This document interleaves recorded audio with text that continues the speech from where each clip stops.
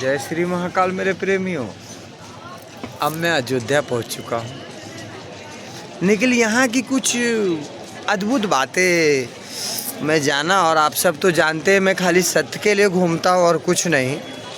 क्योंकि हर मानव मंदिर, मस्जिद, गुरुद्वारा में तो जाता है, जाना भी चाहिए। निखिल, जो तीर्थ स्थल पे स्वयं रहता है उसके ऊपर परमात्मा की बहुत बड़ी कृपा रहती है। इसीलिए कोई अयोध्या, कोई वृंदावन, कोई मथुरा, कोई काशी में जन्म धरती है उसका। निखिल, उसके बाद में भी यदि मानव अपनी वाणी को नहीं समझा तो उसका मथुरा काशी जाके भी फायदा नहीं, वहाँ रह के भी फायदा नहीं। इसी प्रकार से सुबह मैं चाय पीने के लिए एक जगह रुका, हनुमानगढ़ी मंदिर के बगल में। वहाँ पे एक मैया का घर था। हम थोड़ी देर बैठे चाय वाय पीने, तो मैया बोलती है भागो भागो भागो।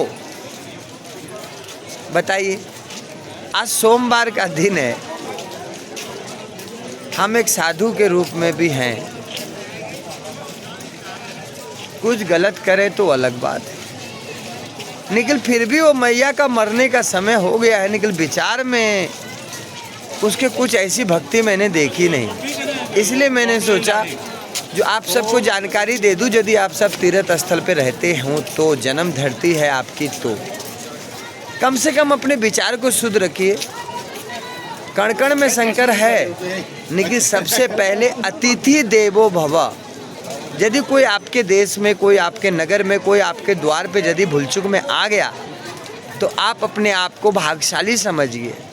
इनकी टेंशन मत लीजिए, जो कुछ मांग लेगा, कुछ ले लेगा, कुछ लेके भाग जाएगा। क्योंकि इस दुनिया में मानव कुछ लेके नहीं आया है, न कुछ लेके जाएगा। एक ही चीज़ कर सकता है, वो कर्म से अच्छे काम।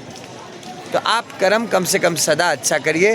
और तीर्थ स्थल पे रहने वाले को तो ज़्यादा इस बात का ध्यान देना चाहिए। यदि ध्यान नहीं दिया तो आपकी ज़िंदगी कल भी खराब थी, आज भी खराब है और सदा के लिए खराब ही रहेगी। क्योंकि मन के विचार में ही परमात्मा वास करते हैं और वाणी का ही प्रतीक ईश्वर है। स्वर नहीं तो ईश्वर का नाम भी नहीं ले सकते आप। आपको पता ही नहीं आपने कौन से ईश्वर का नाम लिया। ठीक है, विचार करिएगा और समझिएगा। मैं आपको अयोध्या से दिखा